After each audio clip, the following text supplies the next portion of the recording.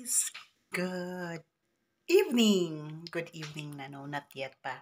May araw pa. So, ayan guys, kakakain lang namin. Ayan, kung mapapansin nyo, meron pa akong tirang tofu or tokwa. Tapos, nagluto din ako ng tahong. Ayan. Nagtatahong din ako guys. Yan. So, ang binili ko ay 1 kilo lang. Tapos, syempre, may rice tayo.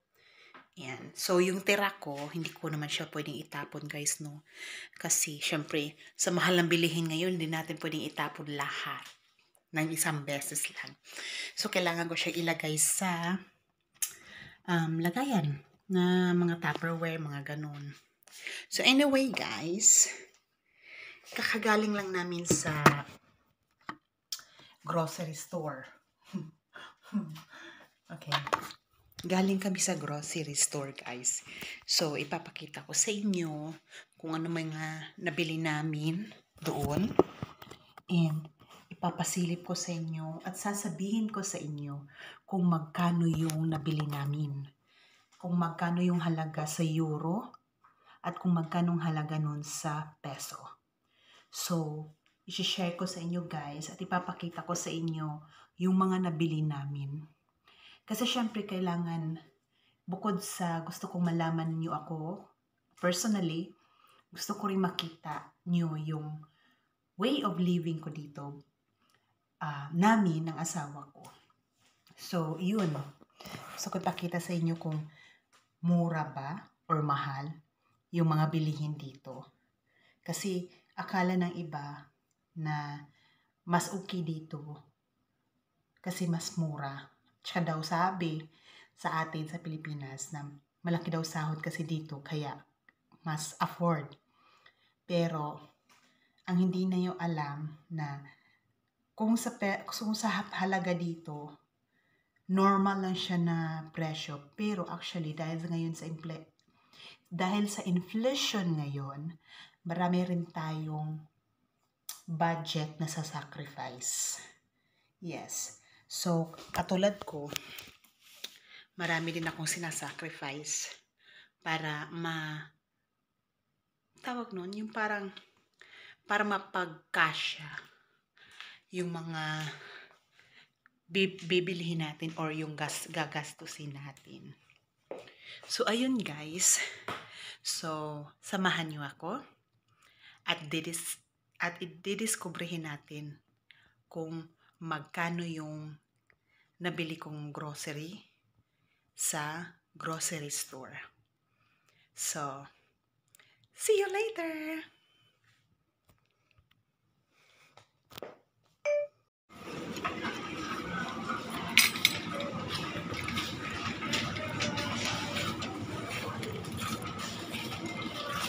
That's pretty good.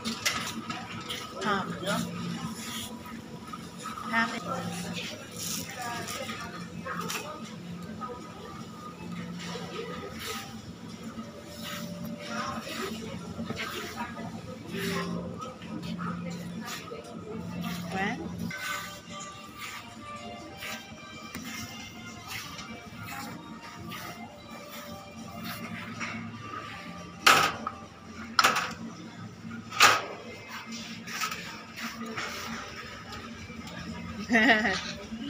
When? Bonus. Yeah.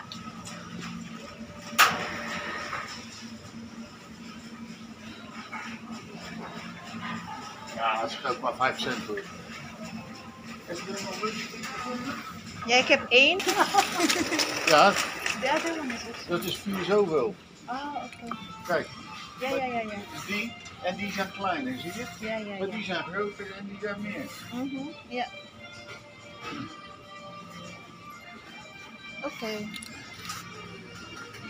Dit is ook erg lekker. Wat is dat? Met tomatensaus. Kijk, stoofvlees, dat doe je zo op je patat. Ja, dat is Ja, met ook heel erg zout. Ja.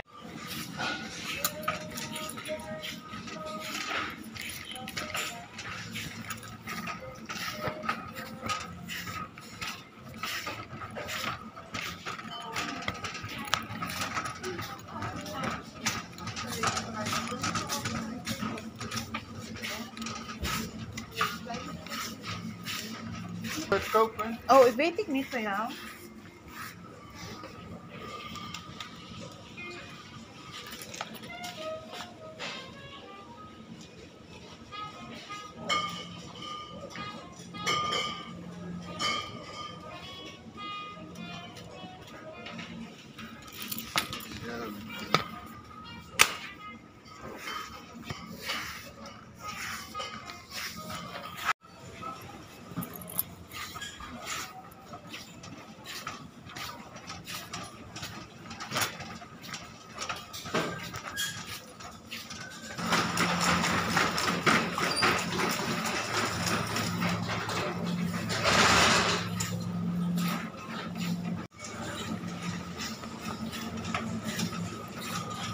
Kunnen we nog zonder die grote flesje hebben? Hebben we nog cola en sinaas? Ja? Oké, nou dan gaan we dat, doen we dat maar niet, want dit is altijd... Vandaag niet. Nee, is te veel voor de tas al dit. Ja, daarom.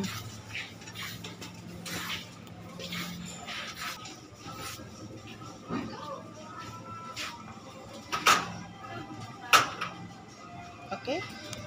Klaar? Kan ba? Ja.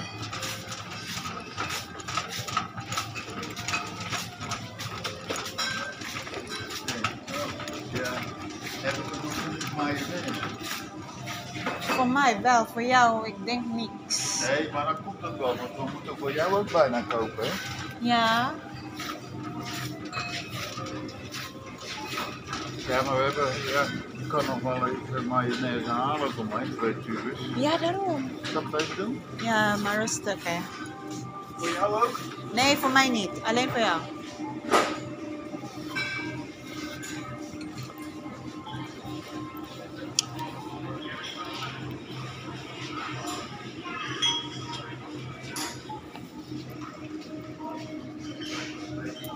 So, ito na nga rin ang pinili ko na. Ito may, ano dito, pang jelly tayo, 2. Tapos may sausage, may luncheon meat. Tapos may sperspona, may beans, gulay, prutas. Tapos, ayan, pork and beans. Meron dito yung beer, at saka apple. Ayan. Tapos may wine tayo. Tapos may milk. Tapos yung gravy, may pang gravy tayo. Tapos mayonnaise, rice, croissant, chips, and tahong. 1 kilong tahong. Ayan. And yun lang. Yun na yun lahat. Yung mga nabili namin.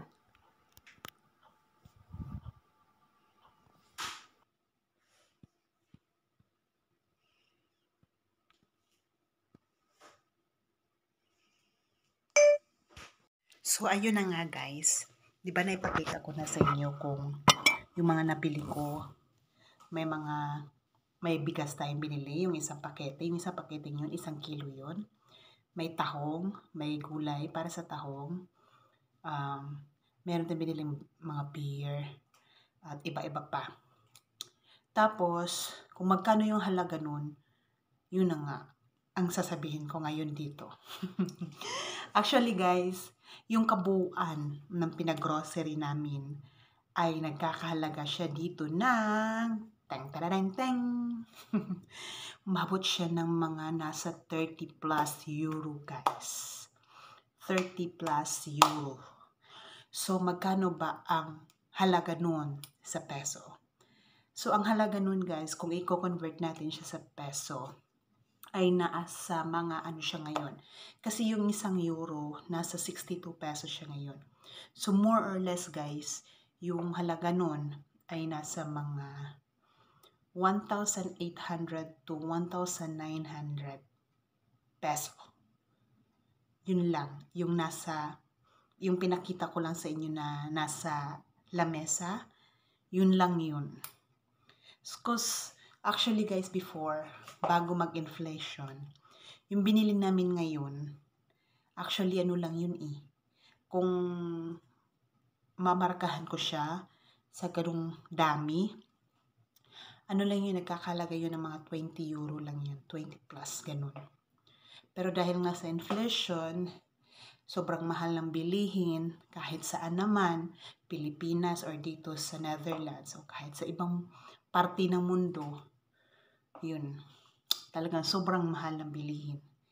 Kaya advice ko po sa mga nasa Pilipinas, o kahit saan man sa mundo, dapat po marunong tayong mag-budget. May nakasulat tayo kung ano lang yung mga kailangan nating bilhin.